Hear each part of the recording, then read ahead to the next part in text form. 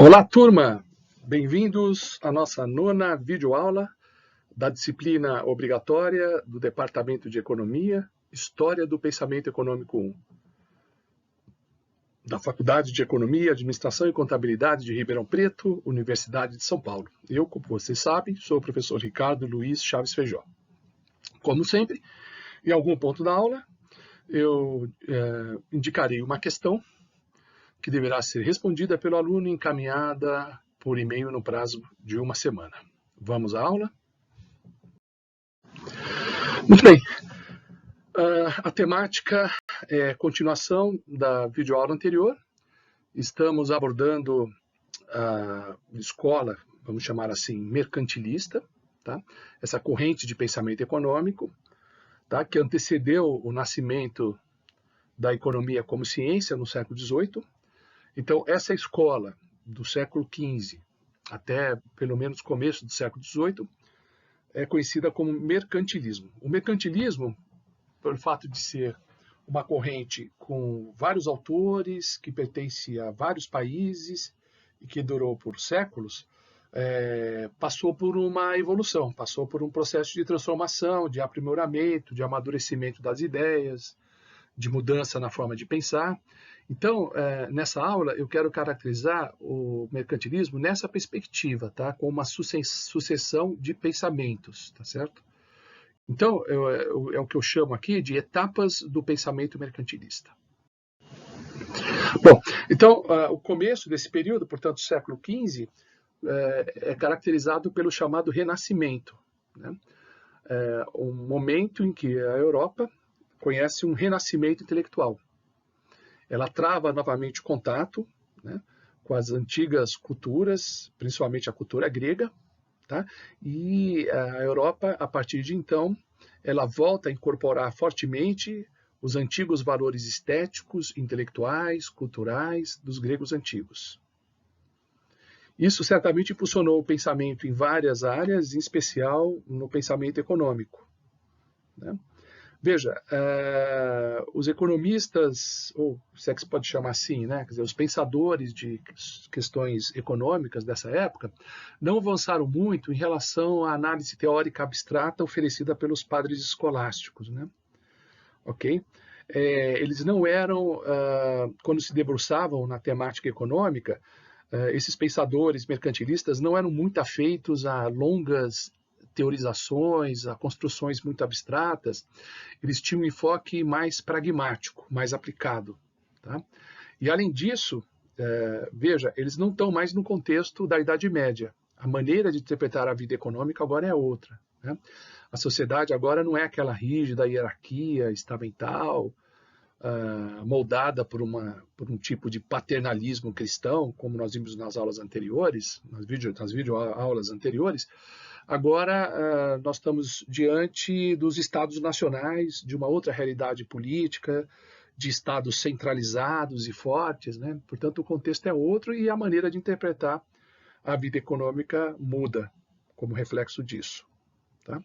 Então, os pensamentos teóricos dos padres escolásticos sobre o valor do bem, sobre os preços, sobre preço justo, ficam em segundo plano, e a ênfase das reflexões dos mercantilistas são questões pragmáticas, né? Questões que dizem respeito principalmente às relações comerciais. Bom, qual o principal problema econômico da época, a partir do século XV? Né? Bom, tínhamos a insuficiência do dinheiro em circulação, tá?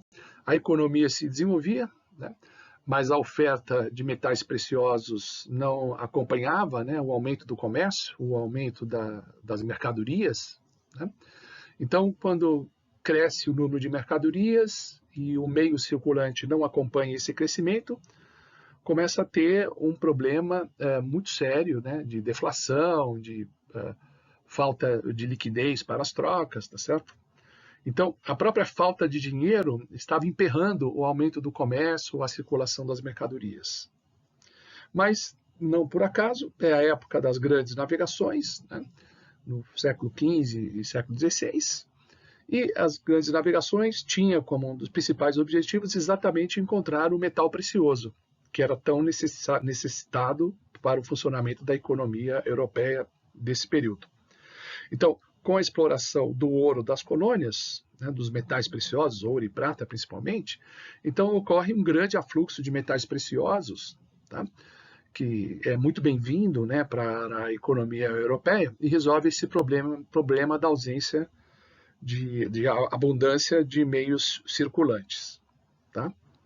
Então, isso de fato teve um efeito econômico, efeito produtivo muito importante. Tá? E de fato, o afluxo de ouro estimulou a produção interna, tá? E os reinos europeus se tornaram, principalmente aqueles que tinham grande afluxo de metais preciosos, se tornaram mais ricos. Né? O que levou à associação entre moeda e riqueza. Né?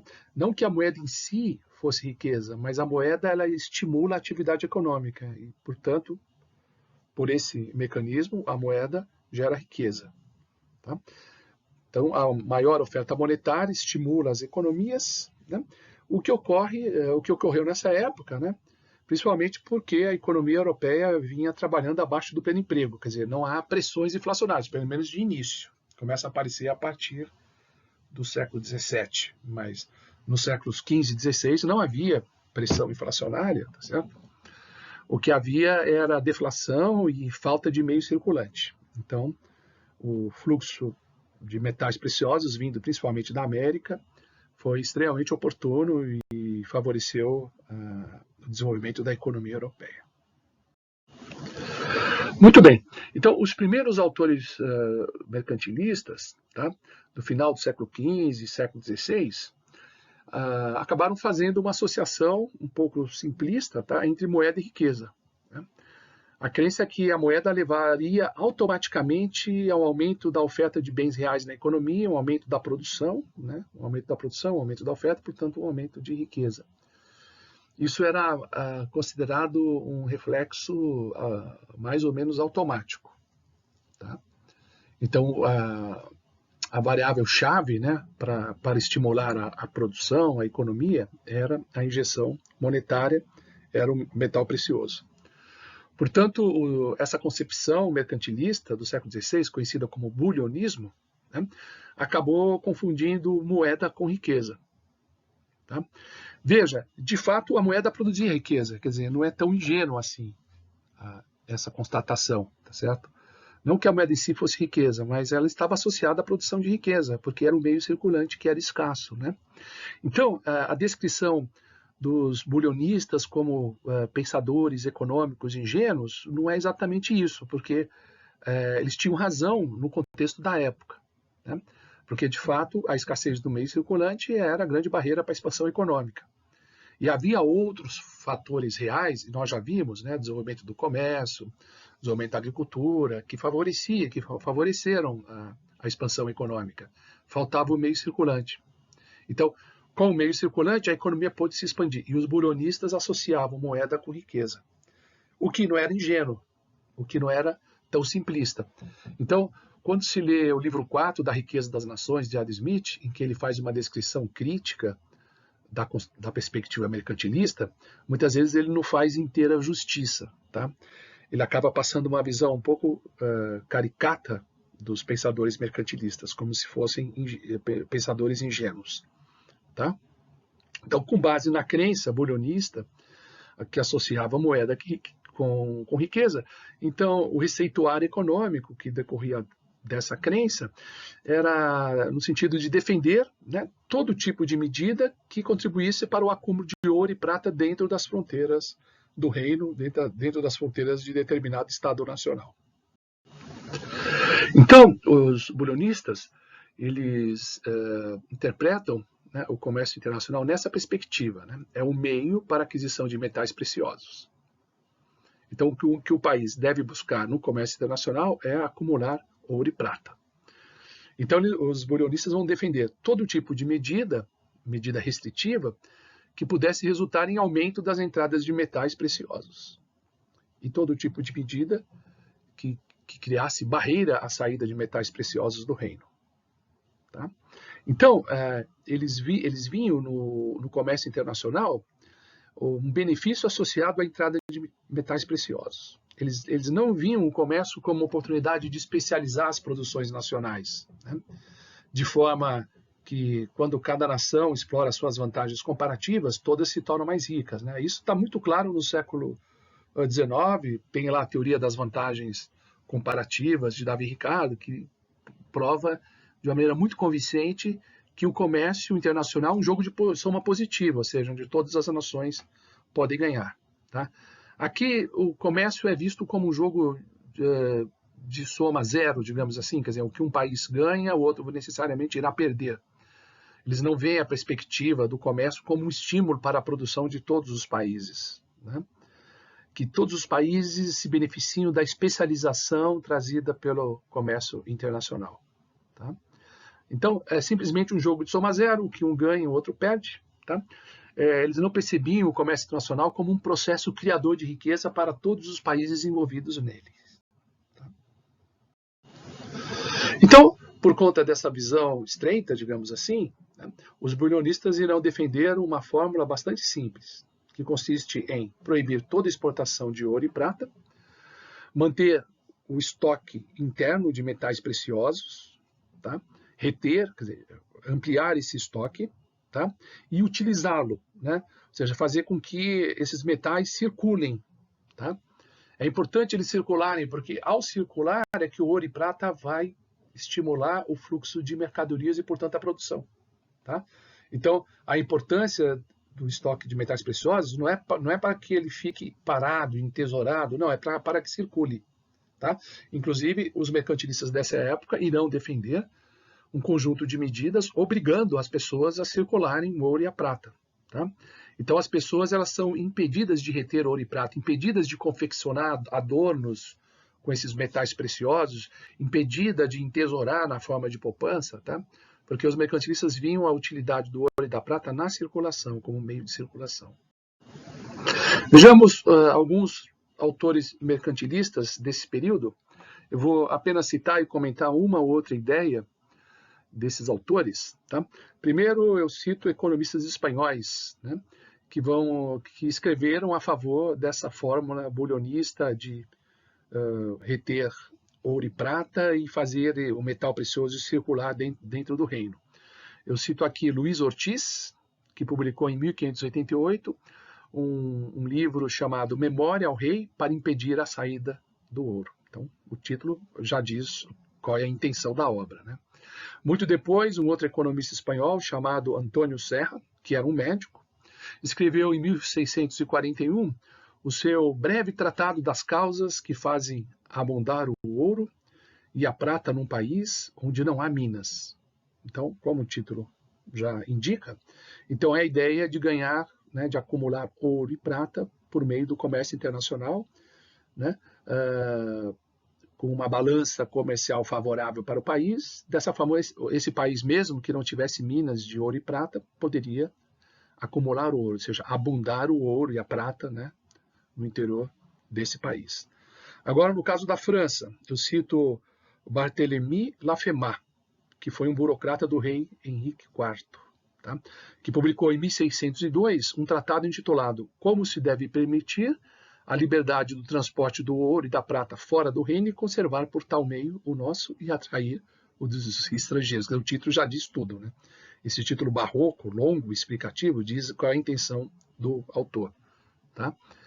Okay? Então, a ideia é conservar o ouro e prata dentro do reino, tentar atrair o metal precioso das nações estrangeiras. Né? Então, na verdade, o livro está indicando uma série de medidas protecionistas nesse sentido. Tá? Também na França, eu cito Gérard de Maligny, um autor que nasceu em 1586, faleceu em 1641, portanto, um autor mais no começo do século XVII, né, que era um defensor da visão bulionista radical. Note que no século XVII, essa visão já não está muito em voga. Tá? As concepções mercantilistas já são mais favoráveis ao comércio internacional, menos focada na atração do metal precioso. Tá? Mas desses bulionistas mais ortodoxos, né, Maligny foi um dos mais tardios, digamos assim. Então, no século XVII, né, nesse período que eu considerei há pouco, se perde uma visão bulionista muito estrita que se tinha no século XVI, tá? E aí se passa a uma concepção menos extrema, né, das políticas voltadas ao comércio internacional. O importante não era reter ouro, fazer o ouro circular, atrair o metal precioso de outros países. O importante era manter a balança comercial superavitária. Tá? Então, balança comercial favorável seria um meio de manter a economia a pleno emprego, tá? De incentivar a utilização de todos os recursos da nação, ok? A balança comercial favorável também atrairia o meio circulante de que a nação necessita, né, para circular as mercadorias, e não havia problema em relação a isso. Tá? O mais importante é a balança comercial favorável, é uma maneira de estimular a economia. É claro que isso passa pela entrada de ouro, mas o foco é garantir o funcionamento da economia a pleno emprego e utilizar o comércio internacional nesse sentido, tá? Para impulsionar, né, o emprego pleno dos recursos produtivos da nação. E aí vão defender, nessa concepção menos estrita, menos bulionista, digamos assim, menos radical do comércio internacional, vão defender uma série de medidas que favoreçam a balança comercial favorável. Então vão dizer, olha, as importações devem ser desencorajadas, principalmente importar bens que já são oferecidos pela produção doméstica. Então tentam defender o produtor doméstico da concorrência internacional. Então não é essencial a importação desses bens, porque eles são ofertados internamente pelos produtores nacionais. Então esse tipo de importação seria desencorajada, seria bloqueada, se estabeleceria barreiras a essas importações. Tá? Exatamente porque os bens em questão são produzidos internamente. Tá? Uma exceção contempla as importações de matérias-primas indispensáveis, as que não são encontradas no reino. Bom, aí não tem a concorrência de fato com a produção doméstica. E além disso, essas matérias-primas são importantes para a produção dos bens exportáveis. Né? Então, é um item, uma pauta de importação, né, que estimula a exportação. Tá? Então, liquidamente, essa importação ela não tem um efeito negativo sobre o saldo da balança comercial, porque se importa para depois exportar. Se importa matérias-primas que são empregadas na produção doméstica de produtos exportáveis. Então, liquidamente, essa importação não prejudica o saldo da balança comercial. Tá? Mas aí eles vão dizer, não, mas nesse caso, se possível, pode-se adotar a estratégia da troca in natura de mercadorias. Tá?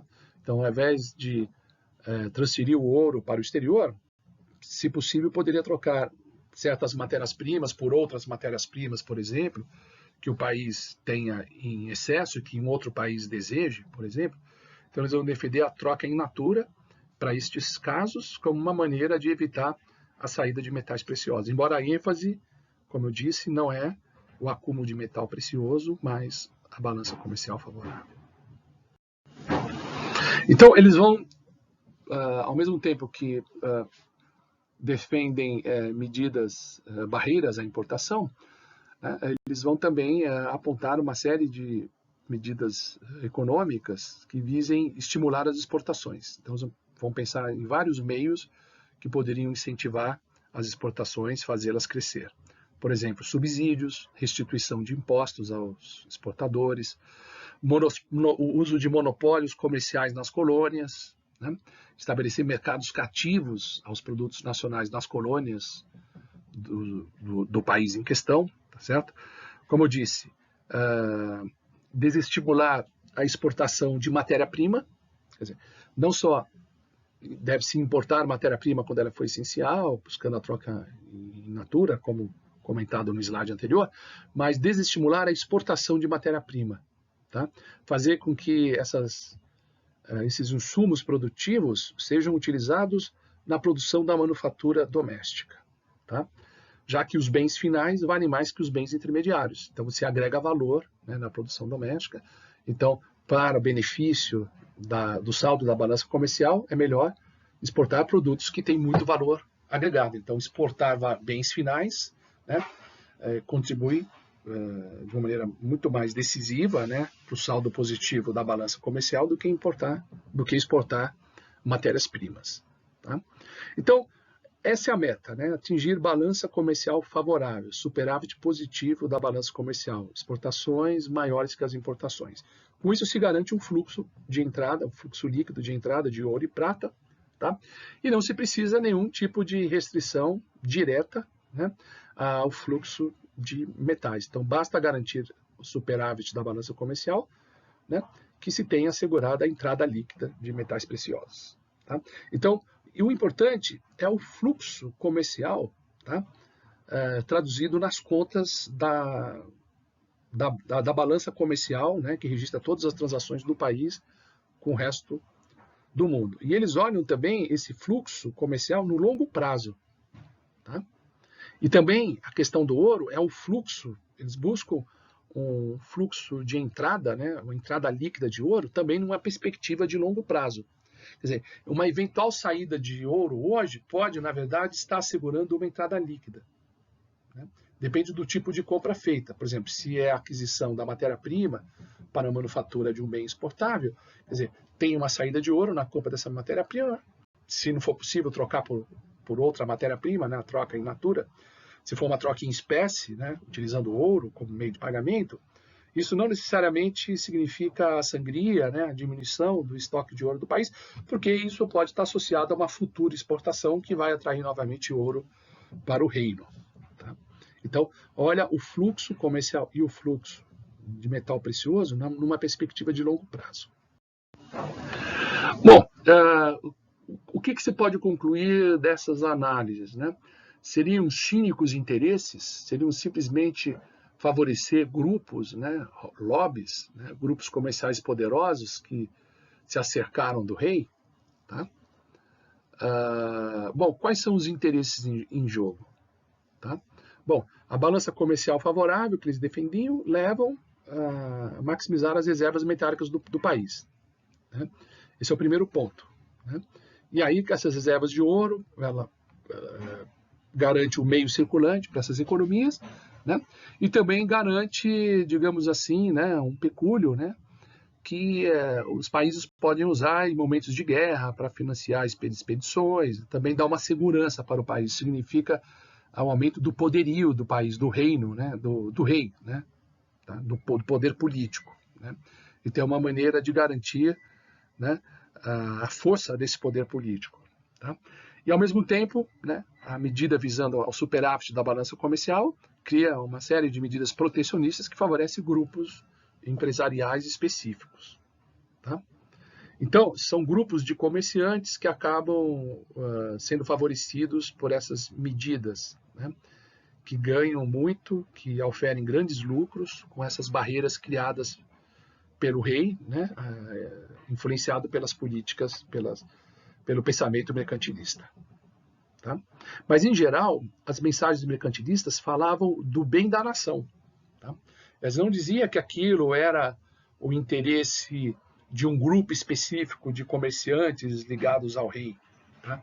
Diziam que aquilo era importante para a nação, mas a nação sempre pensando não como o bem-estar da população em geral, sempre pensando como o poderio do rei, né?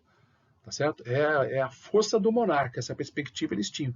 Mas eles falavam, mas o monarca era a própria figura da nação, uma figura do monarca confundia com a ideia de nação.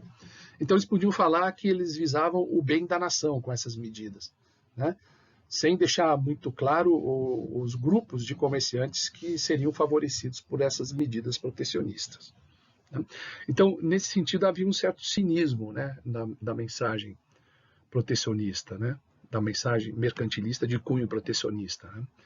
Então, os escritores mercantilistas, eles foram tidos por alguns historiadores do pensamento econômico como defensores cínicos de escusos interesses particulares. Mas não era bem isso. Por quê? Porque havia uma certa racionalidade da política econômica. De fato, favorecia o desenvolvimento dessas economias nacionais. Tinha um efeito pragmático. Tá? E quando a economia vai bem, em geral, toda a população se beneficia. Né? Quer dizer, a riqueza ela tende sempre a se propagar. Né? Quer dizer, Não, eu não tô negando aqui a desigual distribuição da riqueza, e essa desigualdade pode até aumentar, né? Mas quando a riqueza cresce, em geral, até os grupos mais pobres se beneficiam. Então, havia, de fato, né, além desses cínicos interesses, havia uma racionalidade das políticas econômicas. Né? Eu não estou negando que elas não favoreciam um grupo econômico particular. Tá? Mas note, em uma época de muita hostilidade entre as nações, de luta contra a volta do antigo sistema feudal, esses preceitos econômicos mercantilistas, de fato, mostraram-se adequados para o fortalecimento do poderio do reino. Pode-se observar, de fato, alguns elementos racionais na análise mercantilistas. Tá? Elementos que foram adequados à época para os propósitos visados. Tá? E os autores mercantilistas, nesse século XVII, que nós estamos vendo, tá? Também deram algumas contribuições para a análise econômica. Tá? Eles desenvolveram e esclareceram certas técnicas de interpretação econômica. Tá? Embora o interesse deles fosse pragmático, eles também contribuíram para o avanço da economia mais técnica, mais abstrata, tá bom? E nós vamos comentar a esse respeito, quer dizer, algumas contribuições técnicas, teórico-abstratas, de autores mercantilistas. E vou começar nesse sentido falando de Eduard Miselden, um autor todo ele do século XVII. Ele morreu cedo, né? Nasceu em 1608 e faleceu em 1654. Tá? Como os mercantilistas davam muita ênfase à balança comercial, então Miselden desenvolveu exatamente a teoria da balança comercial, identificando pela primeira vez as várias contas que deveriam compor o balanço de transações do país com o resto do mundo. Tá? Então, essa preocupação mercantilista com o saldo externo positivo da balança comercial, ou seja, no balanço entre exportações e importações, levou esse autor a formular pela primeira vez noções contábeis importantes sobre o que chamamos atualmente de balança de pagamentos. Tá? Então, Eduard Miselden se destaca como o teórico da balança de pagamentos. Tá? O primeiro autor que identificou a mecânica do balanço global de transações do país com o exterior. Tá?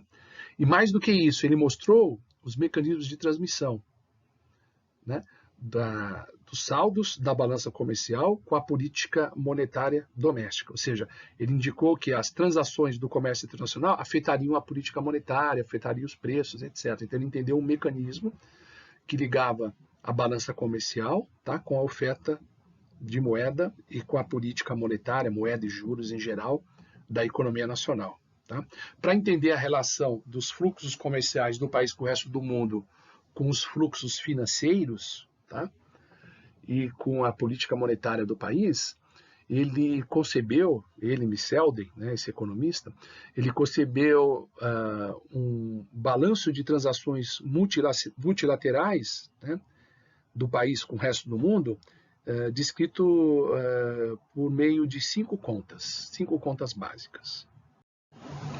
Então, o que ele chamou de balança de transações com o exterior aparece identificando essas 5 contas. Tá? A primeira seria a balança comercial, tá? Quer dizer, o fluxo de bens e serviços do país com o resto do mundo é bens e serviços, né? Os bens seriam as mercadorias visíveis e os serviços apareceriam nesse item B, que eu estou chamando de itens invisíveis. Tá? Depois, uma conta de capital, em que ele separa, isso foi muito interessante, os capitais de curto prazo e o capital de longo prazo. O capital aí seria recursos financeiros, né, transferidos de um país para outro, tá? Por operações financeiras, não operações necessariamente operações comerciais, mas operações creditícias. Tá? Então, tem um capital de creditícias ou investimentos. Tá? Então, tem capital de curto prazo e capital de longo prazo. Tá? A terceira conta são as transferências unilaterais. Tá? Por exemplo, doações, né? Assistências que um país concede a outro país e vice-versa. Depois uma conta de ouro e prata. E, finalmente, a quinta conta, que seria a conta de erros e omissões, uma conta de resíduo, para fechar a balança de transações com o exterior. Então, isso aparece na obra O Círculo do Comércio, tá? O livro que Miselden publicou em 1623. Então, nele, ele calcula pela primeira vez o balanço de pagamentos da Inglaterra. Tá? Então ele toma a Inglaterra como estudo de caso. Então, para esse país, Michel identifica os números de cada uma dessas contas e calcula a relação entre elas. Essas contas estão relacionadas. Michel mostra como o saldo em uma conta afeta o de outra conta. Tá? Com isso, ele faz uma descrição do processo econômico, das transações econômicas entre os países, tá? Esclarece alguns aspectos das transações internacionais dos países, tá? E também ajuda a perseguir os fins da política mercantilista, ou seja, ele confere uma clareza analítica àqueles objetivos econômicos do receituário mercantilista. Tá? Ele aplicou a noção de débito e crédito em cada uma das contas, empregou o método contábil de dupla entrada, tá? Avalia o papel do superávit ou do déficit de cada conta particular e o processo em que as contas se compensam. Tá? Elas se compensam de forma que o saldo da balança de pagamentos é sempre zero. O saldo está sempre em equilíbrio. Tá? Então, as contas superavitárias elas são compensadas por contas deficitárias. Tá? E, de fato, tem duas contas que atuam como compensação do saldo das demais contas. Tá? São aquelas que eu mostrei no slide anterior, que aparece como asterisco, ou seja, fluxos de metais preciosos e capitais de curto prazo. Então, essas duas contas fazem movimentos compensatórios que anulam o déficit ou o superávit das demais três contas, tá? Do balanço de pagamentos de um país com o resto do mundo. Então, essas outras três contas, elas são determinadas de modo autônomo, depende das forças de mercado. Essas duas contas compensatórias, né, o capital de curto prazo, né, e o saldo de metais preciosos, elas são contas manipuladas pelos instrumentos de política econômica. Então, essas contas elas são calibradas. Tá? Elas são resultado da política econômica. Tá? E se opera, o gestor de política opera nessas contas de forma a estabelecer o equilíbrio no balanço global das transações. E com isso também se compreende melhor os mecanismos da política monetária. Tá? Ele aponta e identifica esses mecanismos. Então ele vai dizer o seguinte, olha, se as taxas de juros internas estiverem acima das taxas internacionais, isso atrai capital de curto prazo. Olha só. Então ele identifica o saldo positivo da conta de capital de curto prazo com taxa de juros no país mais elevada, o que tem a ver com a oferta monetária nesse país. Se a balança comercial 1, né, que tem itens visíveis e invisíveis, apresenta um déficit, né, esse déficit seria compensado por um superávit nas contas de capital de longo prazo e de transferências unilaterais, ou seja, a conta 2B e 3. Tá? Se não houver essa compensação, se as outras duas contas não forem capazes de financiar o déficit da balança comercial, tal déficit seria financiado pelos movimentos de capital de curto prazo ou por movimentos adversos de metais preciosos. São as duas contas em asterisco, contas de compensação. Bom, nesse ponto eu vou indicar a questão da aula, para vocês refletirem e responderem. É a seguinte, descreva o balanço de pagamentos de Michelden. Para ele, é possível compensar um déficit na balança comercial sem a fuga de metais preciosos? Esta é a questão. Bom trabalho para vocês. Então, a balança comercial, tá? O que muitas vezes ele chamava de conta corrente, que não é, você sabe que não é sinônimo balança comercial e conta corrente, né? Porque em geral a conta corrente leva em conta também os serviços de capital, né? Não o fluxo dos capitais de empréstimo, mas o serviço do capital entra na conta corrente. Então, a balança comercial que Michel chama de conta corrente, tá? Inclui bens e serviços, que são os itens invisíveis, né? A subconta 1B. Né? Como esse tipo de serviço nas relações internacionais, Michel chama a atenção ao pagamento de transportes e fretes, tá certo? E, inclusive, defende o ato de navegação, né? Que cria o monopólio nacional, o monopólio da Inglaterra, no caso, né? O monopólio da navegação, o que gera um superávit nessa conta, contribui, né, para um superávit na conta de itens invisíveis, na medida que o país não tem que pagar pelo serviço de transporte marítimo de outros países. Tá? Porque existe o monopólio nacional desse serviço de navegação. Então, isso teria propiciado, segundo Michel, de ganhos na conta invisível da balança comercial da Inglaterra. Bom, essa exposição de Miseldin, ela tem certos problemas do ponto de vista da moderna explicação do balanço de pagamentos. No entanto, ela é uma teoria pioneira e tem mérito em identificar que os fluxos de entrada e saídas de metais preciosos são movimentos que compensam as outras contas, tá? Que refletem os resultados de transações comerciais que são autônomas e dos fluxos financeiros. Tá? Então, simplesmente, né, se a meta é atrair metais preciosos, digamos assim, né, então se opera do lado meramente comercial, né, de bens e serviços, né, e também em cima dos fluxos de capital de empréstimo. Né. O capital de empréstimo pode ser atraído por variação na taxa de juros interna do país e assim por diante. Tá? Então aí se percebe claramente os mecanismos de controlar o fluxo de metais preciosos sem precisar impor medidas, barreiras à saída desses metais, né?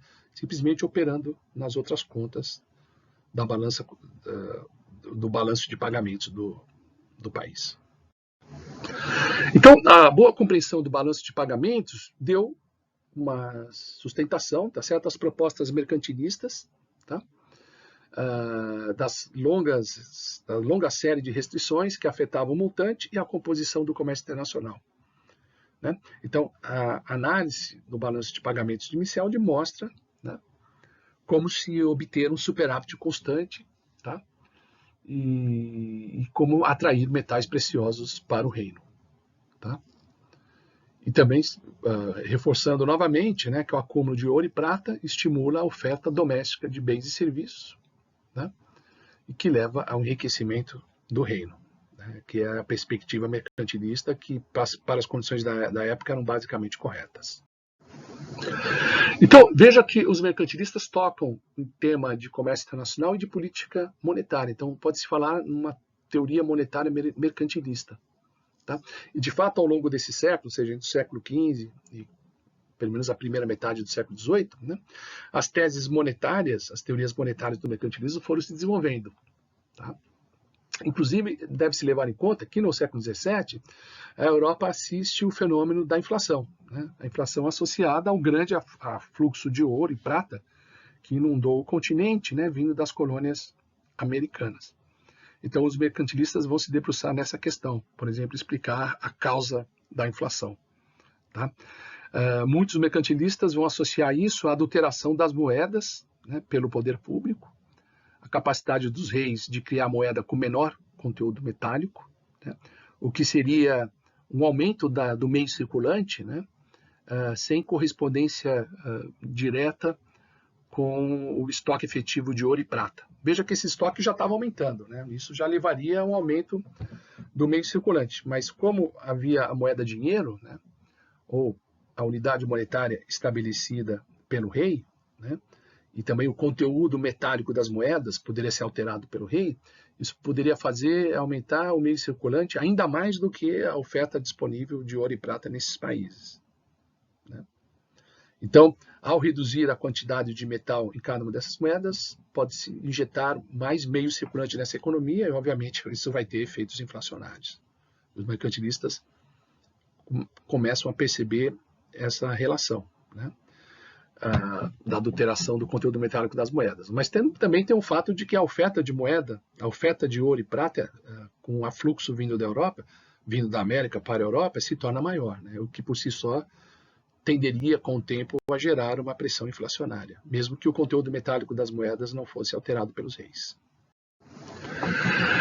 E uma outra coisa, conforme mostrou o pensador inglês Thomas Grisham, né, que é um autor do século XVI, de 1519 a 1579, que um efeito trágico, né, de alterar o teor das moedas, tá, é que as moedas de maior teor de metais preciosos, elas são expulsas do mercado. Tá? A moeda má, a moeda puramente simbólica, digamos assim, né, estabelecida pelo poder político, pelo rei, acaba predominando e expulsando a moeda de maior teor metálico, porque elas eram derretidas, né? Tá? Porque o conteúdo metálico dessas moedas valia mais que o valor nominal da moeda. Tá? Então, a má moeda expulsa a boa moeda do mercado. Essa é a lei formulada pelo inglês Thomas Grisham. Tá? Então, você passa a ter transações mediadas por uma moeda, o que gera pressão nos preços, ou seja, inflação. Tá? Ok? Mesmo que se mantenha a mesma paridade com os metais preciosos, né, da moeda boa, mas o predomínio de moeda má, né, com menor conteúdo metálico, acaba gerando um aumento também do meio circulante e pressões inflacionárias. Vejamos o debate, né, dessas ideias monetárias no âmbito de um autor específico. Estou me referindo a Jean Bodin, tá? Que em 1568 combateu essa ideia, tá?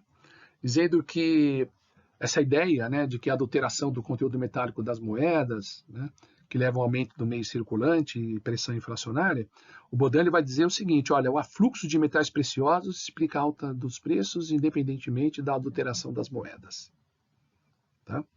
Ele vai dizer o seguinte: olha, moedas de ouro e prata, mesmo que integralmente de ouro e prata, mesmo que o conteúdo metálico não seja alterado, né, o poder de compra dessas moedas é inversamente proporcional à quantidade de ouro e prata existente no país. Tá?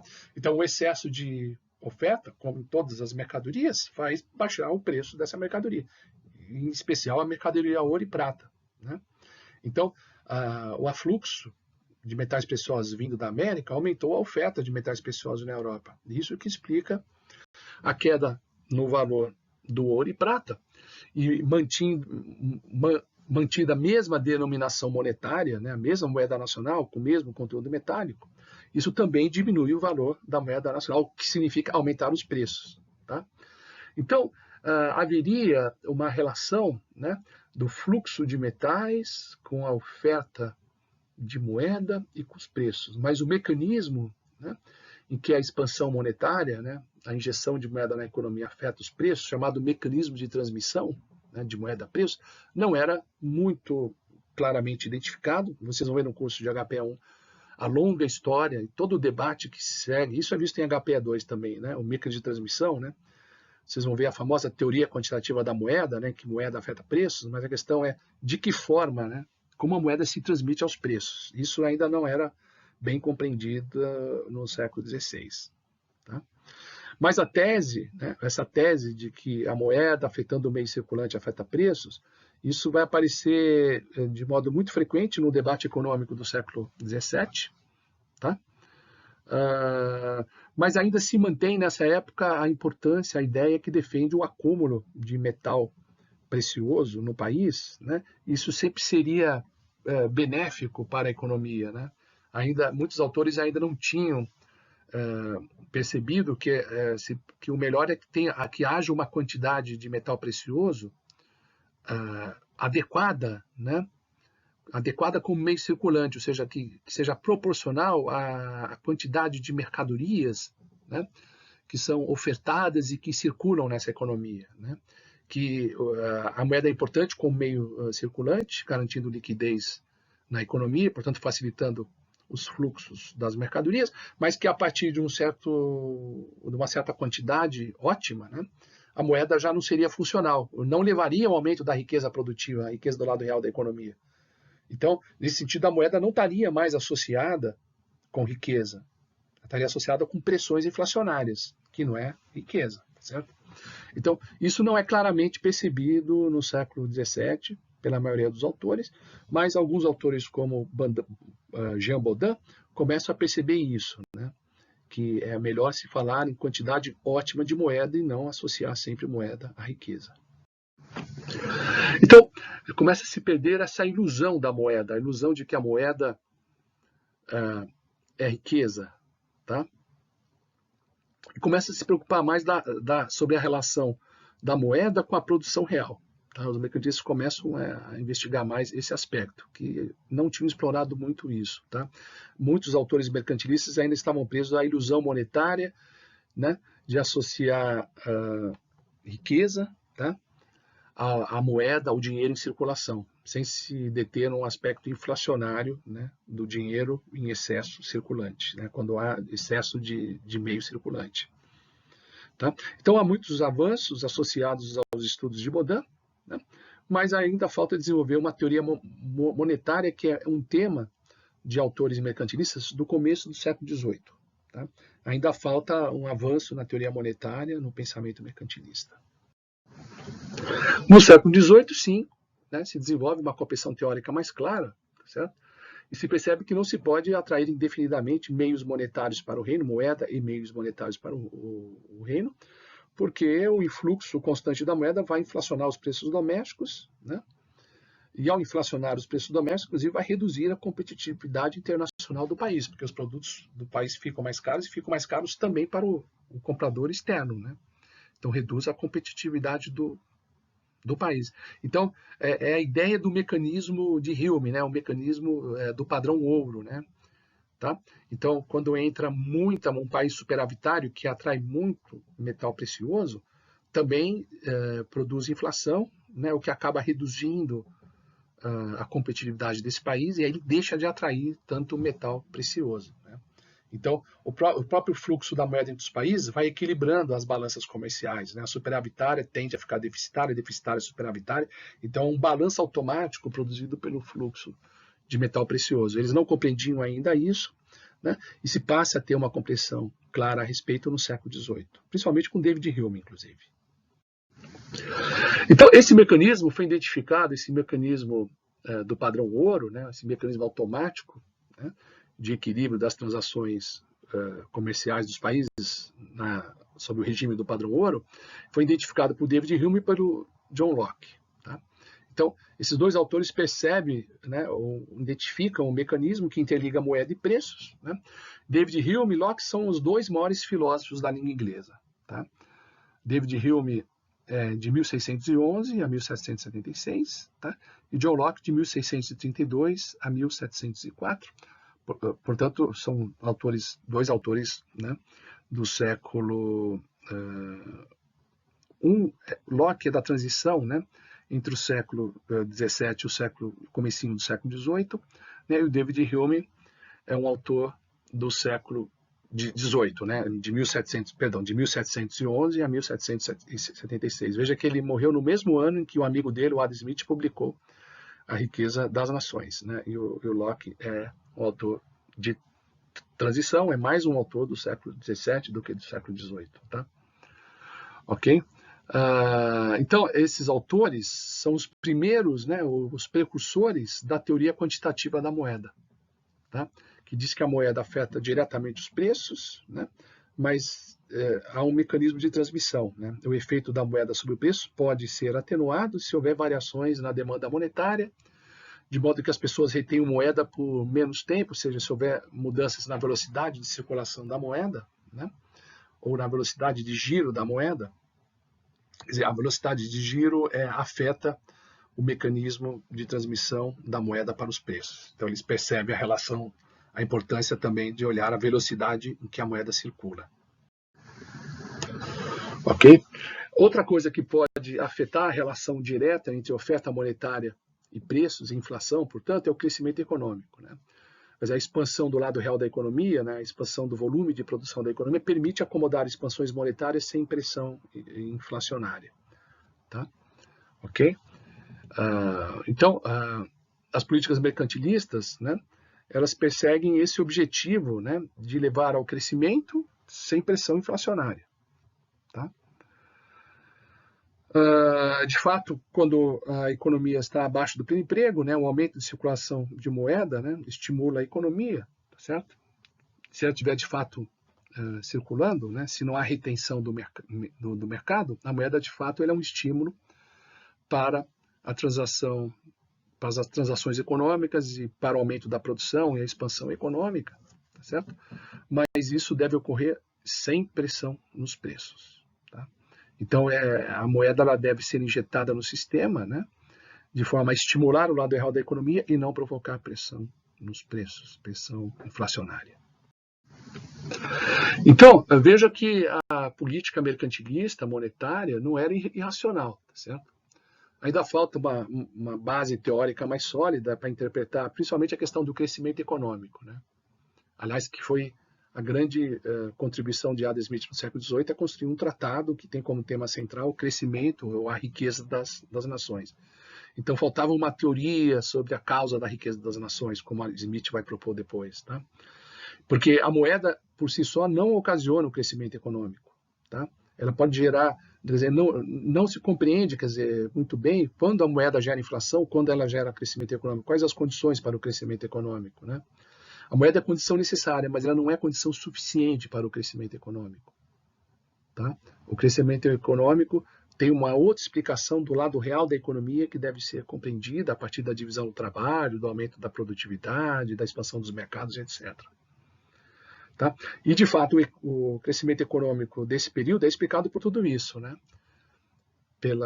Por esses aspectos, né? Da higienização das relações comerciais, a expansão dos mercados, as inovações tecnológicas, as novas formas de organização da produção, né? Tudo isso ligado ao impulso no comércio internacional. Tá? E isso vai aparecer na agenda dos fisiocratas e depois de Adam Smith, né? Esses sim vão começar a trabalhar com teorias para explicar o crescimento econômico, e faltava isso nos autores mercantilistas. Bom, os mercantilistas vão investigar a relação da moeda com o crescimento econômico, né?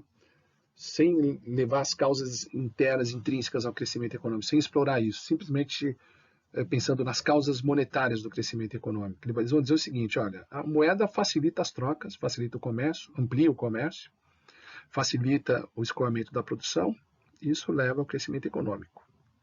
Além disso, a oferta de moeda, a abundância monetária reduz as taxas de juros, né?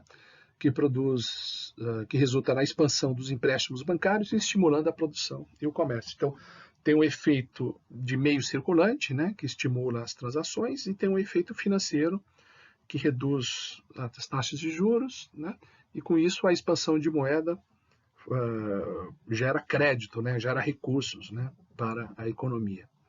Então tem essas duas explicações básicas, sem entrar ainda no estudo do crescimento econômico, mas de que forma a moeda pode favorecer? Sim, mas a moeda também pode gerar inflação, pode gerar problemas para o crescimento econômico. A questão é quando a moeda favorece e quando desfavorece. Isso não estava muito claro na análise mercantilista. E, além disso, esses argumentos têm alguns aspectos falaciosos, né?